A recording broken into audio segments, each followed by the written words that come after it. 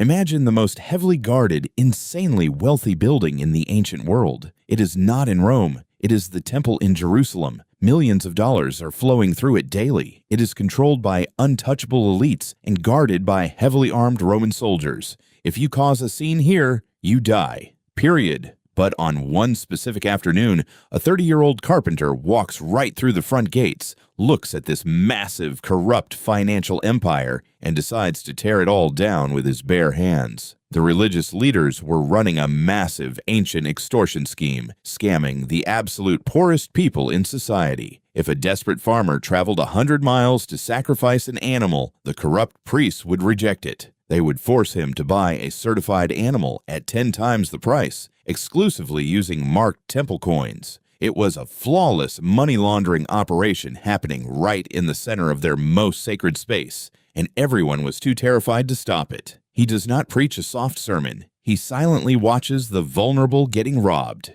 He sits down on the stone floor, takes some thick leather cords, and slowly, deliberately braids them into a heavy whip. The tension in the crowded courtyard is suffocating.